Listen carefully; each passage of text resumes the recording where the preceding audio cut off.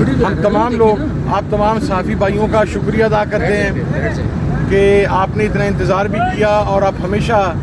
یہاں پر کوریج کے لیے موجود ہوتے ہیں اور ہماری آواز کو قوم تک پہنچاتے ہیں، خان صاحب کی آواز کو قوم تک پہنچاتے ہیں۔ آج مذاکراتی کمیٹی کی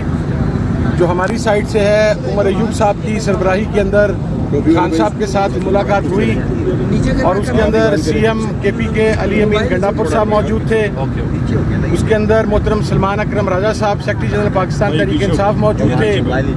اس کے اندر مجلس وحدت مسلمین کے سربراہ راجہ ناصر عباس صاحب موجود تھے، اس کے اندر اسپیکر اسد کیسر صاحب موجود تھے اور خان صاحب کے کچھ 4-5 پیغامات ہیں جو آپ تک پہنچانے ہیں۔ سب سے پہلے تو یہ کہ ریمیٹنس کے حوالہ سے ریمیٹنس کی کال جاری رہے گی اور اس کی نوبت کیوں آئی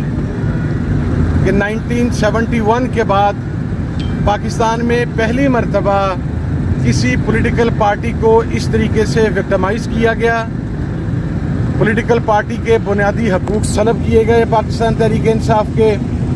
کارکنان کو ٹارچر کا نشانہ بنایا گیا، پارلیمنٹیرینز کی چادر اور چار دیواری کا تقدس پامال کیا گیا اور بحیثیت مجموعی سول رائٹس اور ہیومن رائٹس کو سسپینڈ کیا گیا، تو اس کے اوپر ریمیٹنس کی کال ہماری جاری رہے گی۔ اس کے بعد الیکشن کے اندر بھی جو 8 فروری میں آپ کے سامنے ہوا، جس طریقے سے ہمارا مینڈیٹ چرایا گیا، وہ بھی اس کے اندر ایک وجہ شامل ہے۔ اور دوسری چیز یہ کہ مذاکرات کے کٹ آف کے لیے جو ایک ٹائم فریم ہے وہ جنوری اینڈ ہے، ہم 31 جنوری تک اس مذاکرات کو منطقی انجام تک پہنچانا چاہتے ہیں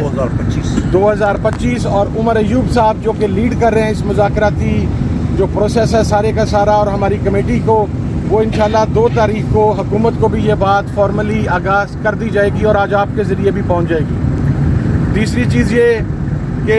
خان صاحب نے یہ کہا ہے کہ پاکستان کے لیے، پاکستان کی بقا کے لیے میں اپنے پر ہونے والے قاتلانہ حملے، میں اپنے ساتھ روا رکھے جانے والے ہر سلوک کو معاف کرنے کے لیے پاکستان کے لیے تیار ہوں۔ اور چوتھی چیز، خان صاحب نے خیبر پختونخوا کی حکومت، سی ایم خیبر پختونخوا علی امین گنڈاپور صاحب پر اپنے بھرپور اعتماد کا اظہار کیا ہے اور اس کے بعد خان صاحب نے پاکستان تحریک انصاف کے تمام کارکنان، تمام پارلیمنٹیرینز، وہ قومی اسمبلی کے ہوں، وہ ریسپیکٹیو صوبائی اسمبلیز کے ہوں، ان کو شاندار الفاظ میں ان کے کھڑے رہنے پر، ان کی استقامت پر، فسطائیت کا سامنا کرنے پر یہ کہا ہے کہ یہ تمام میرا فخر ہیں، تمام پارلیمنٹیرین فخر ہیں، تمام کارکنان فخر ہیں، تمام اتحادی جماعتیں فخر ہیں۔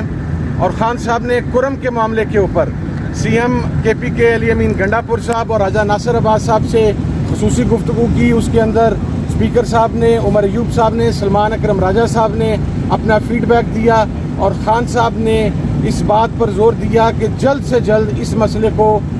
حل کرنا ہے اور اس کے حل کی طرف جانا ہے۔ یہ چند نکات تھے، چند پوائنٹس تھے، اور جو مطالبات ہیں وہ ہمارے 2 ہی ہیں۔ وہ جو پہلے ہم نے کہا تھا کہ 9 مئی کے اوپر جو دوسری سائڈ کا موقف ہے وہ ہمیں رسپانسیبل قرار دیتے ہیں، ہم بڑا کیٹیگرائز کر کے کہتے ہیں کہ ہم رسپانسیبل نہیں ہیں، دوسری سائڈ رسپانسیبل ہے، تو اس کا بہترین حل یہ ہے کہ ایک ایسا جوڈیشل کمیشن بنے جو سپریم کورٹ کے سینئر موسٹ ججز پر مشتمل ہو تاکہ ایک غیر جانبدارانہ تحقیقات ہو سکے، سی سی ٹی وی فوٹیجز سامنے لائی جائیں، وہ لوگ جو ان سی سی ٹی وی فوٹیجز کے اندر موب کو پرووک کر رہے تھے، کیونکہ موب سائیکی آپ سمجھتے ہیں کہ جب کراؤڈ ایک موب کی حیثیت اختیار کرتا ہے تو وہ پھر انکنٹرولیبل ہوتا ہے، وہ کون سے لوگ تھے جو ان کو پرووک کر کے مخصوص جگہوں کی طرف لے جا رہے تھے، اس کا تعین سی سی ٹی وی فوٹیج سے ہی ہو سکتا ہے اور کسی طریقے سے نہیں ہو سکتا۔ اور 26 نومبر کے اوپر دیکھیں ہمارا بڑا واضح موقف ہے کہ گولی چلی، آج کی تاریخ تک جو ہمارے پاس ایگزیکٹ ڈیٹا ہے، ہمارے 13 کارکنان شہید ہیں، ہمارے 64 بلٹ انجریز ہیں اور ہمارے مسنگ کارکنز جو ہیں ان کی تعداد 150 سے 200 کے درمیان ہے۔ اس کے اوپر ہمارا موقف بہت کلیئر ہے کہ یہ پاکستان کی عوام پر حملہ تھا، پاکستان کی جمہوریت پر حملہ تھا، اور اس حملے کے جو ذمہ داران ہیں جنہوں نے یہ آرڈر دیا گولی چلانے کا وہ اس کے رسپانسیبل ہیں۔ اس لیے ہم 26 کے اوپر بھی جوڈیشل کمیشن ڈیمانڈ کر رہے ہیں، 26 نومبر کے اوپر، اور اس کے ساتھ ساتھ جو دوسرا مطالبہ تھا میرا وہ تمام جو سیاسی اسیران ہیں ان کی رہائی کا تھا، جو 9 مئی سے پہلے، 9 مئی کے بعد، 26 نومبر کے کیسز میں مختلف جلسے جلوسوں کے مختلف کارنر میٹنگز میں نچلے لیول سے لے کے اوپر والے لیول تک جو مختلف جیلوں میں ہیں جن کا ٹرائل کمپلیٹ نہیں ہو رہا، جس کے اندر پروسیکیوشن کی طرف نہیں جا رہی، ان کے راستے میں روڑے اٹکائے جا رہے ہیں، ان کی رہائی ہمارے ایجنڈے کا حصہ ہے۔ اور آخری بات، عمران خان صاحب کی رہائی، عمران خان صاحب کی رہائی کسی ڈیل کے ذریعے نہیں ہوگی،